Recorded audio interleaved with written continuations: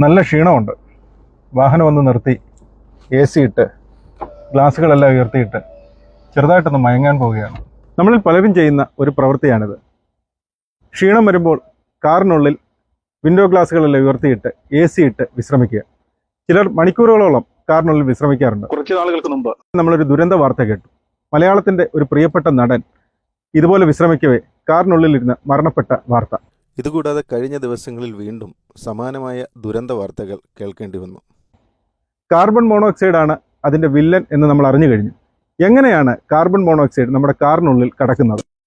നമ്മുടെ വാഹനത്തിലെ ഇന്ധനം കത്തുമ്പോഴുണ്ടാകുന്ന ഒരു ബൈ പ്രോഡക്റ്റാണ് കാർബൺ മോണോക്സൈഡ്.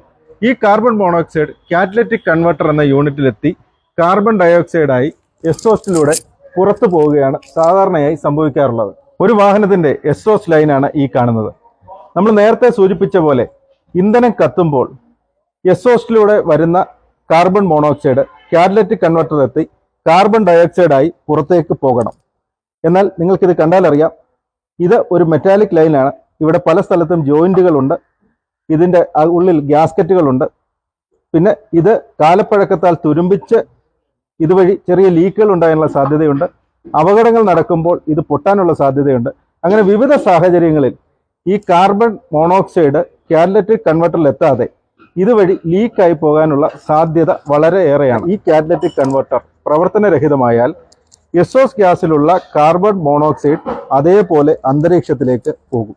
അതേപോലെ വാഹനത്തിൽ നിന്ന് അമിത ശബ്ദം പുറപ്പെടുവിക്കുവാനായി കാറ്റലിറ്റിക് കൺവെർട്ടർ ഇളക്കി മാറ്റുമ്പോഴും കാർബൺ മോണോക്സൈഡ് അതേപടി പുറത്തു വരാൻ സാധ്യതയുണ്ട്.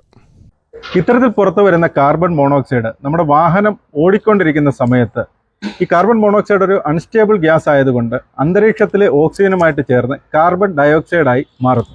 അതേസമയം നമ്മുടെ വാഹനം നിർത്തിയിടുമ്പോൾ, പ്രത്യേകിച്ച് ഇതുപോലുള്ള അടഞ്ഞ സ്ഥലങ്ങളിൽ നമ്മുടെ വാഹനം നിർത്തിയിടുമ്പോൾ വാഹനത്തിനുള്ളിലെ തന്നെ ചെറിയ ചെറിയ സുഷിരങ്ങൾ വഴിയും ചെറിയ എയർ ഗ്യാപ്പ് വഴിയും ഈ കാർബൺ മോണോക്സൈഡ് നമ്മുടെ വാഹനത്തിൻ്റെ ഉള്ളിൽ പ്രവേശിക്കുന്നു. നമ്മൾ കരുതും പോലെ നമ്മുടെ വാഹനം ഒരു എയർ ടൈറ്റ് യൂണിറ്റ് അല്ല.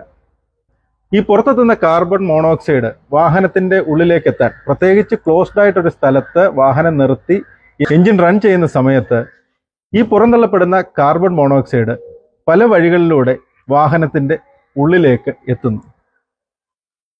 നമ്മൾ വാഹനത്തിൽ കയറിയിരുന്ന ഗ്ലാസുകളെല്ലാം ഉയർത്തിയിട്ട് എഞ്ചിൻ ഓണാക്കി AC ഇട്ട് വാഹനത്തിൽ വിശ്രമിക്കുമ്പോൾ വാഹനത്തിൽ അകപ്പെട്ട കാർബൺ മോണോക്സൈഡ് ശ്വസിച്ച് നമ്മുടെ ഉള്ളിലെത്തുമ്പോൾ ഓക്സിജനുമായി ചേർന്ന് കാർബോക്സി ഹീമോഗ്ലോബിൻ എന്ന ഘടകമുണ്ടാകുന്നു. ഇത് കാരണം നമ്മുടെ ശരീരത്തിലെ കോശങ്ങൾക്ക് വേണ്ടത്ര ഓക്സിജൻ കിട്ടാതെ വരികയും ശാരീരികമായ അസ്വസ്ഥതകൾ പ്രകടിപ്പിക്കുകയും ആദ്യം അബോധാവസ്ഥയിലേക്കും മരണത്തിലേക്കും പോവുകയും ചെയ്യും. അതുപോലെ തന്നെ മദ്യമോ മറ്റ് ലഹരി പദാർത്ഥങ്ങളോ ഉപയോഗിച്ചുകൊണ്ടാണ് വാഹനത്തിൽ വിശ്രമിക്കുന്നതെങ്കിൽ യാതൊരു അസ്വസ്ഥതയും അറിയാതെ തന്നെ അബോധാവസ്ഥയിലേക്ക് പോവുകയും പിന്നീട് അത് മരണത്തിലേക്ക് നയിക്കുകയും ചെയ്യും. വാഹനങ്ങൾ നമ്മുടെ യാത്രയ്ക്ക് വേണ്ടിയിട്ടുള്ള ഉപാധിയാണ്. നമ്മുടെ വാഹനങ്ങളെ നമ്മുടെ വീടായിട്ടോ ഓഫീസായിട്ടോ വിശ്രമ കേന്ദ്രങ്ങളായിട്ടോ കഴിവതും ഉപയോഗിക്കാതിരിക്കുക. വാഹനങ്ങളിലുള്ള നീണ്ട വിശ്രമങ്ങൾ ഒഴിവാക്കുക. നമ്മുടെ വാഹനത്തിൻ്റെ ഗ്ലാസുകളെല്ലാം കയറ്റിയിട്ട് AC ഓൺ ചെയ്ത് വാഹനത്തിൻ്റെ ഉള്ളിലിരുന്ന് വിശ്രമിക്കേണ്ട ഒരു സന്ദർഭം വന്നാൽ ഇടുങ്ങിയതും വായു സഞ്ചാരവുമില്ലാത്ത സ്ഥലങ്ങൾ തിരഞ്ഞെടുക്കാതെ സുരക്ഷിതവും തുറസായതും ധാരാളം വായു സഞ്ചാരവുമുള്ള സ്ഥലങ്ങൾ കഴിവതും തിരഞ്ഞെടുക്കുക. അത്തരത്തിൽ വിശ്രമിക്കുമ്പോൾ തന്നെ വാഹനത്തിൻ്റെ ഗ്ലാസുകളെല്ലാം പൂർണ്ണമായി ഉയർത്തിയിടാതെ വായു സഞ്ചാരത്തിനായി അല്പം ഗ്യാപ്പ് ഇട്ടുകൊടുക്കുക. നമ്മുടെ വാഹനത്തിൻ്റെ എക്സോസ്റ്റ് സിസ്റ്റത്തിലെ തകരാറ് മൂലമാണ് കാർബൺ മോണോക്സൈഡ് എന്ന വില്ലൻ പലപ്പോഴും അന്തരീക്ഷത്തിലേക്ക് എത്തുന്നത്.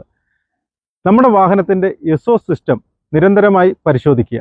ഏതെങ്കിലും രീതിയിലുള്ള എക്സോസ്റ്റ് ഗ്യാസ് ലീക്കുകളോ ശബ്ദങ്ങളോ ഉണ്ടെങ്കിൽ തീർച്ചയായും നിങ്ങളുടെ വാഹനം അടുത്തുള്ള വർക്ക്ഷോപ്പിൽ എത്തിക്കേണ്ടതാണ്.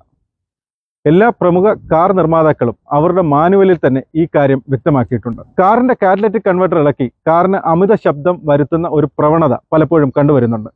ഗുരുതരമായ ഒരു ദുരന്തമാണ് ഈ പ്രവൃത്തി മൂലം നിങ്ങൾ വിളിച്ചു വരുത്തുന്നത്. അപ്പോൾ ഇത്തരത്തിലുള്ള ചെറിയ കാര്യങ്ങൾ ശ്രദ്ധിച്ചാൽ ഇതുപോലുള്ള വലിയ ദുരന്തങ്ങൾ നമുക്ക് ഒഴിവാക്കാൻ പറ്റും. ഇതുപോലുള്ള വീഡിയോയുമായി നമുക്ക് വീണ്ടും കാണാം. നന്ദി.